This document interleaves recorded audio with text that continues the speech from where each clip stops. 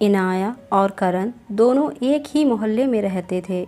बचपन में साथ साथ खेलते, स्कूल जाते। दोनों के परिवारों का आपस में प्यार भी बहुत था।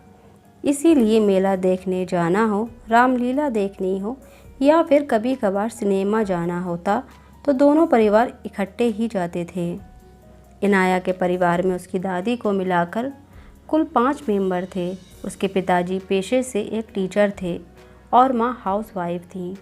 इनाया से छोटी उसकी एक बहन थी जिसका नाम खुशी था। बहुत ही संस्कारी परिवार था। दादी सुबह शाम भजन कीर्तन कर परमात्मा का नाम जपती रहती। इनाया की माँ सुशीला जी एक कुशल गृहिणी होने के साथ साथ अच्छी माँ भी थीं। उन्होंने अपनी दोनों बेटियों को हर अच्छे बुरे की शिक्षा दी थी। घर बाहर किसी भी तरह की समस्या उन्हें होती तो माँ से बात करके झटपट हल मिल जाता था। इनाया ने तो 8th में ही तय कर लिया था कि वे IAS ऑफिसर बनना है। पढ़ाई में वो बहुत ही इंटेलिजेंट थी। उसके परिवार में सबको उस पर भरोसा था कि वो अपना सपना ज़रूर पूरा करेगी। आंखों में ऑफिसर बनने का सपना पाले इनाया बड़ी हो रही थी। मोहल्ले की सबसे सुंदर लड़की थी इनाया। लंबे घने बाल, गोरा रंग, खिलखिलाता चेहरा, किसी परी से कम नहीं थी वो। जो उसको देखे बस देखता ही रह जाए। स्कूल में भी हर लड़के की पसंद थी इनाया, लेकिन इनाया इन सब बातों से बेखबर अपने लक्ष्य की ओर बढ़ती जा रही थी। उसने 12th में पूरे शहर में टॉप करके अपने माँ बाप का नाम रोशन कर दिया। अब उसे आगे की पढ़ाई के लिए शहर से बाहर जाना था। एक बहुत ही अच्छे कॉलेज में उसका एडमिशन हो गया। बहुत सी हिदायतों के साथ उसे हॉस्टल दिलवाकर उसके मम्मी पापा वापस आ गए।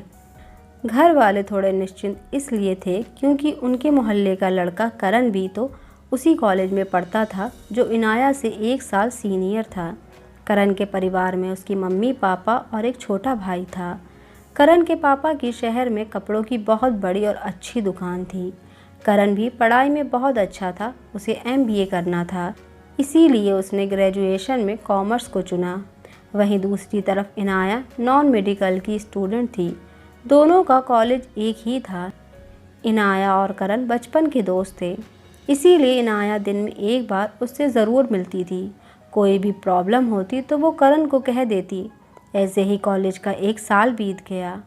अब इनाया नए माहौल में एडजस्ट हो चुकी थी। वो बहुत मेहनत कर रही थी। कॉलेज में उसकी अलग पहचान बन चुकी थी। इसके कई कारण थे। पहला, एक तो वो बहुत ही सुंदर थी। एक उसकी सादगी और उसकी इंटेलिजेंसी के तो सभी कायल थे। हर कोई उससे दोस्ती करना चाहता था। हर टीचर की वो चहेती थी। अपनी माँ को जब ये सब बताती तो माँ बड़ी खुश होती। बहुत से लड़कों के ऑफ़र भी बड़े सलीके से मना कर चुकी थी। उसका ध्यान बस अपने सपने को पूरा करने पर था। इसी तरह 1 साल और बीत गया।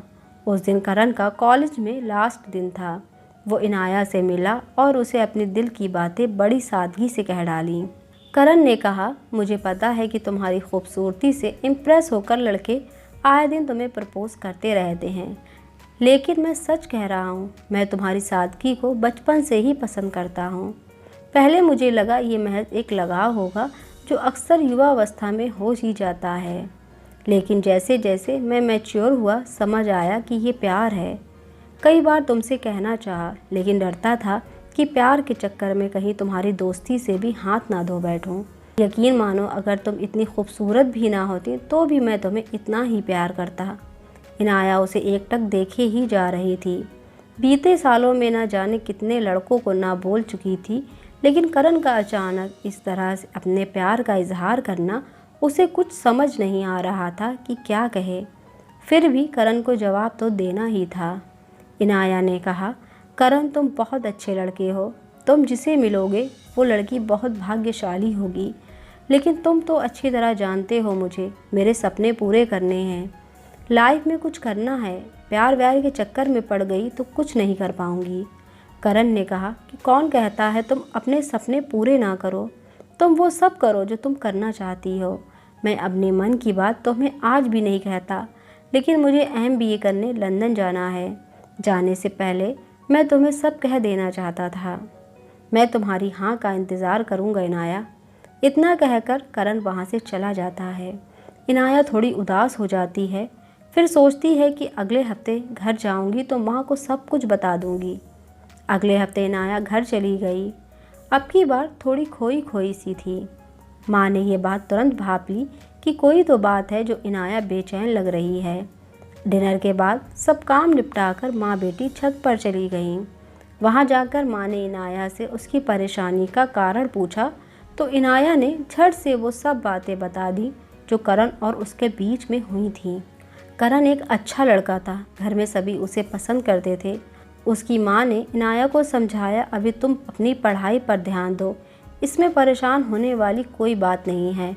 करण अच्छा लड़का है, तुम दोनों सेटल हो जाओ, उसके बाद रिश्ता करने में कोई हर्ज नहीं है। देखा परखा लड़का है, परिवार भी अच्छा है। अपनी माँ को सब बताने के बाद उसके मन का बोझ हल्का हो गया।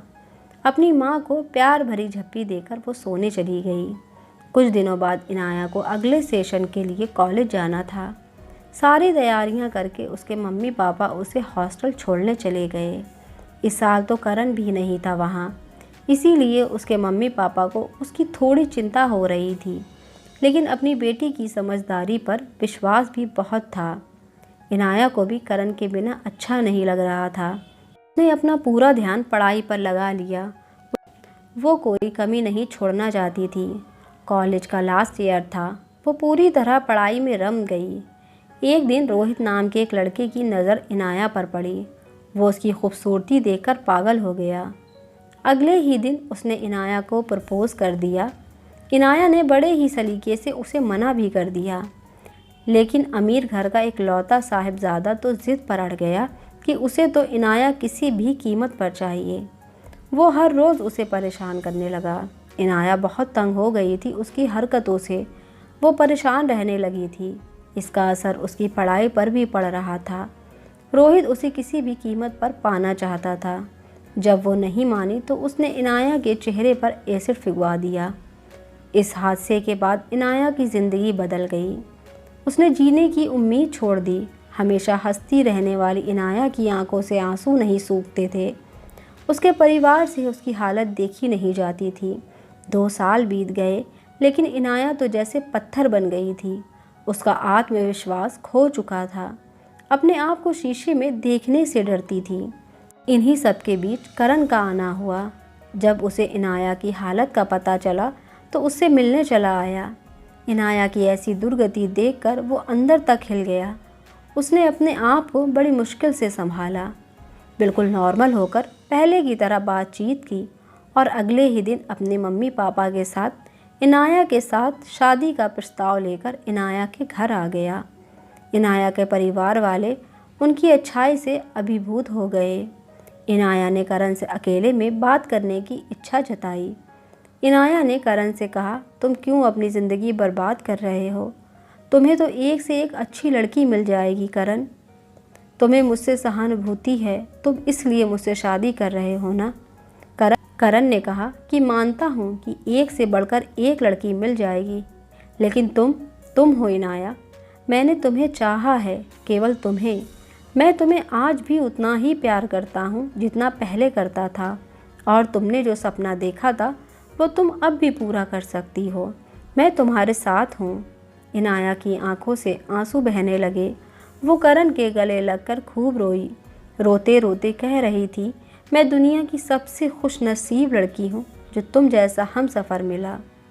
यही तो सच्चा प्रेम होता है, जो परिस्थितियाँ बदलने पर भी ना बदले, जो रंग रूप नहीं केवल मन देखे। दोस्तों, अगर आपको ये कहानी पसंद आई तो प्लीज़ वीडियो को लाइक कीजिए और चैनल को ज़रूर सब्सक्राइब कीजिए। Thanks for watching.